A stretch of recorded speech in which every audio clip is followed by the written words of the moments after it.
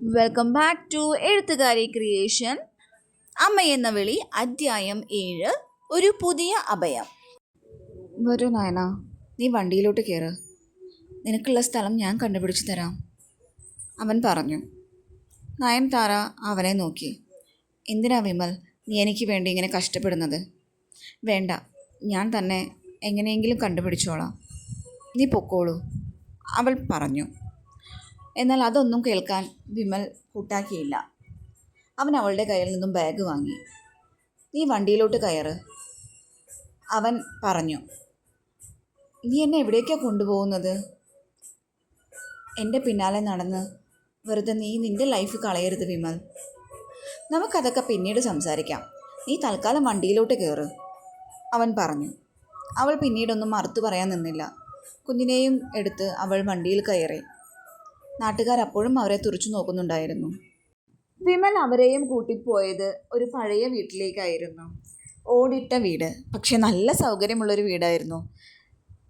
3 മുറികളും ഒരു വലിയൊരു ഹാളും അടുക്കളയും ചേർന്നതാണ് ആ വീട്. ഇറങ്ങിക്കോളൂ നയന, ഇതാണ് ഇനി നിനക്ക് താമസിക്കാനുള്ള വീട്.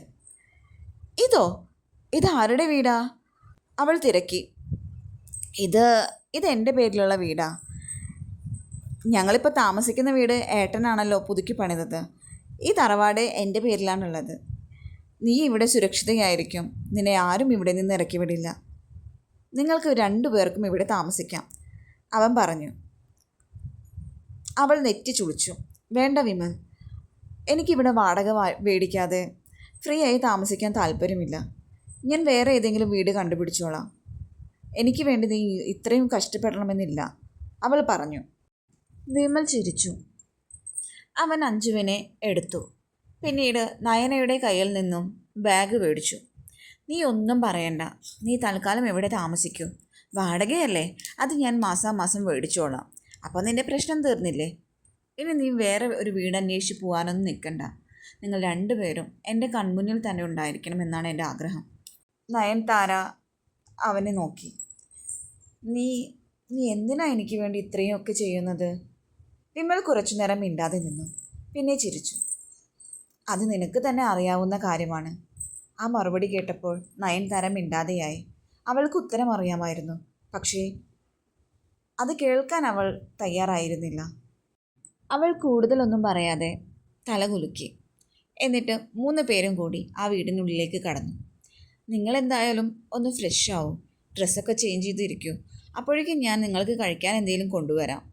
എന്തായാലും വീട്ടിൽ നിന്ന് ഇറങ്ങുമ്പോൾ ഒന്നും കഴിച്ചു കാണില്ല അല്ലേ? വിമൽ തിരക്കി. ഇല്ല, കഴിച്ചിട്ടില്ല. മോൾക്ക് ഞാൻ എന്തെങ്കിലുമൊക്കെ ഉണ്ടാക്കി കൊടുത്തോളാം വിമൽ. പിന്നെ എനിക്കിപ്പോൾ ഫുഡ് വേണമെന്നൊന്നുമില്ല, അവൾ പറഞ്ഞു. അതൊന്നും പറഞ്ഞിട്ട് കാര്യമില്ല, പട്ടിണി ഇരിക്കേണ്ട ആവശ്യമൊന്നും ഇല്ല. എന്തായാലും ഞാൻ പോയിട്ട് ഫുഡൊക്കെ മേടിച്ചിട്ട് വരാം. നിങ്ങളെന്തായാലും ഫ്രഷ് ആവും എന്നും പറഞ്ഞ് അവൻ പുറത്തേക്ക് പോയി. നയൻതാര കുഞ്ഞിനെയും എടുത്ത് അടുക്കളയിലേക്ക് ചെന്നു. കുഞ്ഞിനുള്ള കുറുക്കുണ്ടാക്കുക എന്നതായിരുന്നു അവളുടെ ആദ്യത്തെ ലക്ഷ്യം. അവൾ കുഞ്ഞിനെ താഴെ ഇരുത്തി കുട്ടിക്കുള്ള കുറുക്കുണ്ടാക്കി. ഡൈനിങ് ടേബിളിൽ കുറുക്ക് ചൂടാറാൻ വെച്ചതിന് ശേഷം അവൾ അഞ്ജുവിനെയും കൂട്ടി അകത്തേക്ക് പോയി. ഒരു 10 മിനിറ്റിന് ശേഷം അവൾ ഫ്രഷായി തിരികെ വന്നു. എന്നിട്ട് അഞ്ജുവിന് കുറുക്ക് കൊടുക്കാൻ തുടങ്ങി. മോളുനെ പുതിയ വീടൊക്കെ ഇഷ്ടമായോ? അവൾ തിരക്കി. കുഞ്ഞ് അവളെ നോക്കി ചിരിക്കാൻ തുടങ്ങി. അപ്പോഴേക്കും വിമൽ അവൾക്ക് കഴിക്കാനുള്ള ഫുഡുമായി വന്നു. അതൊരു പ്ലേറ്റിലിട്ട് നയൻതാരയുടെ അടുത്തേക്ക് അവൻ ചെന്നു. ഇതാ നയൻതാര, കഴിക്കൂ. നീ എന്തായാലും കഴിച്ചോളൂ, കുഞ്ഞിന് ഞാൻ കഴിക്കാൻ കൊടുത്തോളാം. അവൻ പ്ലേറ്റ് അവൾക്ക് നേരെ നീട്ടി. നയൻതാര അത് വാങ്ങി.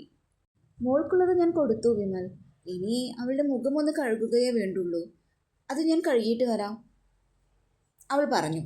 വേണ്ട, നീ ഇരുന്ന് കഴിക്കൂ, ഞാൻ അതൊക്കെ ചെയ്തോളാം. വിമൽ അഞ്ജുവിനെ നോക്കി. അഞ്ജു അപ്പോൾ അവനെ നോക്കി 2 കൈകളും നീട്ടി. എന്നെ എടുക്കൂ എന്ന ഭാവത്തിൽ അവൻ അവളെ എടുത്തു. അവളുടെ മുഖമെല്ലാം കഴുകിയതിന് ശേഷം അവളുമായി പുറത്തേക്ക് ചെന്നു. പുറത്തു പോയി ആ മാവിൻ ചുവട്ടിലിരുന്നു അഞ്ജുവിനെ നോക്കി. അഞ്ജു, നിനക്ക് വേണ്ടിയാണ് നിന്റെ നയൻതാര അമ്മ ഇത്രയും കഷ്ടപ്പെടുന്നത്. നീ വലുതായി കഴിഞ്ഞാൽ ആ കഷ്ടപ്പാടിനെ നീ കുറച്ചു കാണരുത്, അവൻ അവളോട് പറഞ്ഞു. അഞ്ജുവിനൊന്നും മനസ്സിലായില്ലെങ്കിലും അവൾ അവനെ നോക്കി തല കുലുക്കി. കാറ്റ് വീശുന്നുണ്ടായിരുന്നു. മാവിൻ്റെ മുകളിൽ നിന്നും ഇലകൾ കൊഴിഞ്ഞു വീഴുന്നത് കൗതുകത്തോടെ അഞ്ജു നോക്കി. അപ്പോഴേക്കും നയൻതാര ഫുഡെല്ലാം കഴിച്ചതിന് ശേഷം വന്നു. ഓ, മുറ്റം നിറച്ചും മാവില കൊണ്ട് നിറഞ്ഞല്ലോ. ഞാൻ ഇവിടെ ഒന്ന് അടിച്ചു വാരട്ടെ കേട്ടോ, എന്നിട്ട് ഞാൻ കുഞ്ഞിനെ എടുത്തോളാം, അവൾ വിമലിനോടായി പറഞ്ഞു. നീ നിന്റെ എല്ലാ ജോലിയും ചെയ്തിട്ട് വന്നാൽ മതി, ഈ കുഞ്ഞിനെ ഞാൻ പൊന്നു പോലെ നോക്കിക്കോളാം, അവൻ പറഞ്ഞു. അവൾ അവനെ നോക്കി. പാവം, ഈ മനുഷ്യൻ തൻ്റേതല്ലാത്തൊരു കുടുംബത്തെ എത്ര ഭംഗിയായിട്ടാണ് പരിപാലിക്കുന്നത്. പണികളെല്ലാം കഴിഞ്ഞപ്പോൾ നയൻതാര കുറച്ച് കളിപ്പാട്ടങ്ങളെടുത്ത് അവരുടെ അടുത്തേക്ക് വന്നു. എന്നിട്ട് അഞ്ജുവിനത് കളിക്കാനായി കൊടുത്തു. അഞ്ജു മുറ്റത്തിരുന്ന് സന്തോഷത്തോടെ കളിക്കാൻ തുടങ്ങി. നയൻതാര വിമലിനരികിലിരുന്നു. എന്നെ സഹായിച്ചതിനും എന്നെ പരിപാലിക്കുന്നതിനും നന്ദിയുണ്ട് വിമൽ, അവൾ പറഞ്ഞു. എനിക്ക് ഈ നന്ദിയൊന്നും വേണ്ട നയൻതാര. എനിക്ക് വേണ്ടത് അത് അവൻ എന്തോ പറയാനായി മുതിർന്നു. പക്ഷേ നയൻതാര അവനെ തടഞ്ഞു. വേണ്ട വിമൽ, എനിക്കിപ്പോൾ ഒന്നും കേൾക്കണ്ട. അവൾ മുഖം തിരിച്ചു. രാത്രി ഏറെ ആയിരുന്നു. മുറ്റത്ത് മഴ പെയ്യുന്നുണ്ടായിരുന്നു. നയൻതാര ജനാലയിലൂടെ പുറത്തേക്ക് നോക്കി. ഉമ്മറത്ത് ഒരു കസേരയിൽ വിമൽ ഇരിപ്പുണ്ടായിരുന്നു. അവൻ്റെ നെഞ്ചിൽ ചാരിക്കൊണ്ട് അഞ്ജു സുഖമായി ഉറങ്ങിക്കൊണ്ടിരിക്കുകയാണ്. അവൾ കുറച്ചു നേരം ആ കാഴ്ച നോക്കി നിന്നു. പിന്നീട് പറഞ്ഞു, വിമൽ, കുഞ്ഞുറങ്ങിയല്ലോ, വരൂ, അവളെ ബെഡിൽ കിടത്തിക്കോളൂ.